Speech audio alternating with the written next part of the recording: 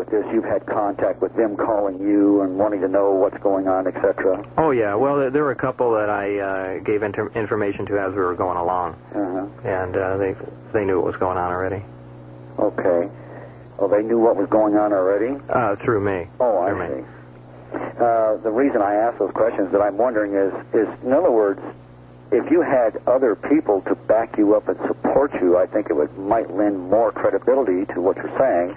That was part of the idea of getting it on the news, and I thought hopefully I would shake the tree and have these other guys come forward, and I'll be able to corroborate the story, and so on and so forth, and then also have the 115 under my belt, but that whole plan backfired. So the rest of them don't have and this is for them if they're listening, the rest of them just don't have the guts to do anything. I wish they did. Apparently. Okay, let's see, another question here. Let's see, I wrote these down, of course. Anything, I think you mentioned this a few phone calls earlier, but anything in the works in regards to any other national television coverage or news media coverage of any sort that you know of? There's been, lots of talk, but nothing definite. I mean, there's no date set for anything, but there's been a tremendous amount of interest. Okay, well, that sounds good. National and international, too. And one more question is reference to I've heard some talk about there's a big underground base up there, too.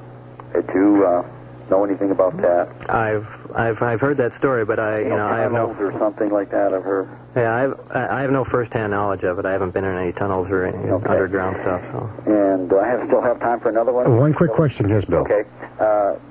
These UFOs, it seems kind of strange to me that if the aliens that have these UFOs obviously are thousands of years in advance in technology, it seems. Sure. How in the world would it seem that the government would come into possession of these UFOs if, in fact, the UFO aliens didn't actually want them to have them?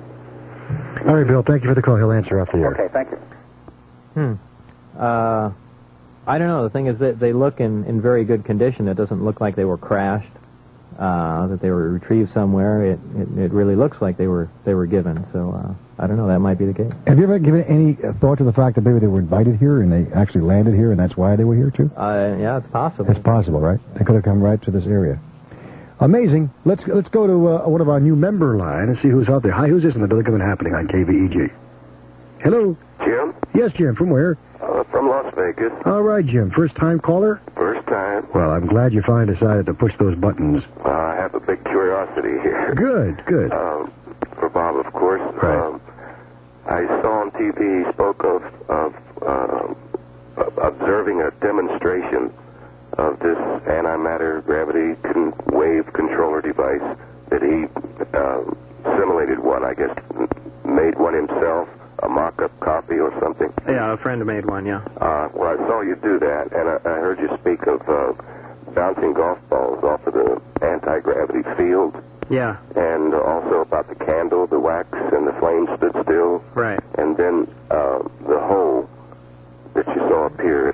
Yeah, it wasn't a hole. It was a little disc. A disc? Yeah. Yeah, a dark disc. What I want to know about is... under what conditions did you see this demonstrated? And maybe you'd elaborate a little bit on this. And how large was the force field? The force field where the candle was, and the force field created by the antimatter device. I'd say it was probably about 20 inches. Was it a 20-inch radius from the surface of the sphere? Where was this area? Just above the device? Yeah. Surrounding the sphere, yeah. Surrounding the sphere? Yeah. And did the sphere surround the device? No, the sphere sits in the center of the device. Oh, okay. It's a half sphere sitting on a plate, is the best way to describe it. Okay, and the field surrounds the half sphere. Okay, and you just place a candle in there? No, that was a separate demonstration. I'm just telling you where the field extends from.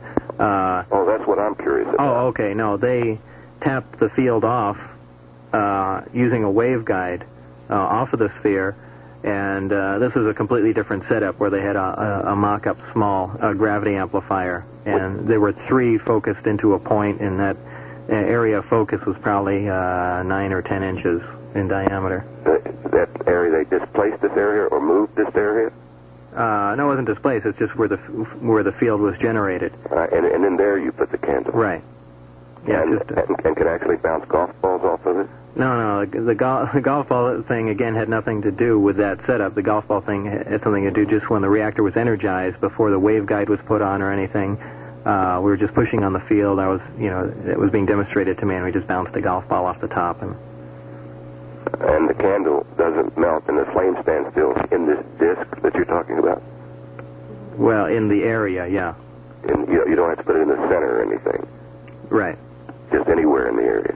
Well, the actual flame of the candle was in the area, in the center of the disc. And you saw this happen? Yeah. Thanks a million. No problem. Okay. Take care, Jim. All right, bye-bye.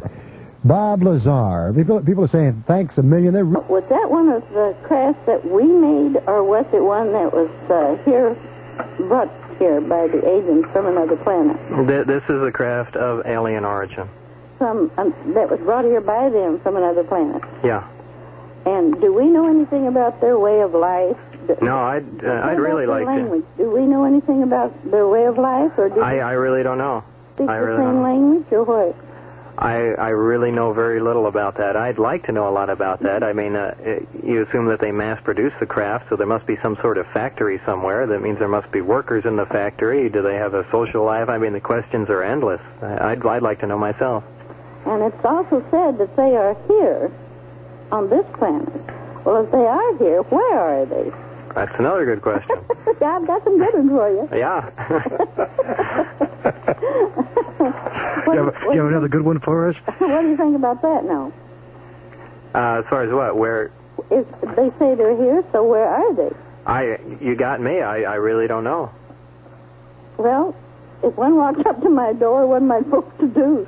I mean, has anyone thought about that? As they walk up, knock on your door? Yeah, that's a good question, Bob. We make a joke of that. But if that were the case, see, the government doesn't give us any information. How would you handle something like that? Yeah, if one walked up to your door? I don't know. I guess you'll find out really quick if they're benevolent or not. Yeah, that's probably true. But as far as what to do, who knows? You know. But let's take an example then, ma'am. Hold on one second. I'd like to ask Bob, and I'll ask you the very same question. Let's say you're out in Kansas, out in the farmland, and you see this person that looks really far out. Do you think they're just going to wait for them to come to the door, or do you think they're going to shoot and ask questions later? Probably shoot and ask questions. That's the problem. Wouldn't that cause all kinds of consternation amongst these people if they find out one of their people were... Well, you have all the stories of the abductee reports about, right. People in medical examinations. I mean, they go through a lot of trauma and stuff like that. And when it came right down to it, if I was confronted by a bunch of them, my car stopped or something to that effect, a craft right. obviously in sight, yeah, I take on a hostile attitude really quickly. Sure. Unless you were told differently. Right. By the government, these people don't mean to harm you. They're going to be landing in your cities, whatever. Just handle it differently. Okay. One more question. Go right ahead. Do you ever think that in the future that our president will tell us on national television that the UFOs are here, that he will make it known to us? I doubt it. You don't think he ever will? No, I don't think he could muster up enough to do that. All right, thanks. One of the presidents in the past was supposed to say that if he got elected... Carter. Yeah, he was going to tell us all about it. Yeah. But he didn't. Yeah, that tells you something right there, because he never got in and denied it. He just got in and didn't say anything. He just kept quiet, didn't he? All right, thank you for the telephone call. Thank you very much, Bob. Thanks. Bye-bye. Let's go to a new member, brand new caller. Hi, who's Yes, this is Bob. I've got a few questions for Bob Lazar. Okay. Did you have a badge when you went to work, Bob? Sure did. Did it have any designation on it? As far as what? What did it say? It's a white badge. It has two, a light blue and a dark blue diagonal stripes through it. On the top it says MAJ-12. The clearance level is called Majestic. I don't know if that was... like I said before, I don't know if that means anything as far as the Majestic 12 documents go, or if they just called that clearance that as a nostalgia type of thing. My picture was on it, and what else was on there? Did it have both MAJ and Majestic, both words? No. The only place I ever saw Majestic was on Dennis's badge, who was my supervisor, and his badge looked slightly different. So I don't know if it was an older kind or what. Now, you mentioned that you were doing back engineering, but specifically, what was the breakdown of your duties during, for example, one day, with respect to, say, what your coworkers were doing? What was the breakdown, the division of tasks? I have no knowledge of what the other people were doing at all. But you were working with more than, you were not working simply by yourself. No, just with one person. And what was the difference between what you did and what he did? Well, we were in basically the training phase. He was getting me up to date on everything, so we never split off. And, he went...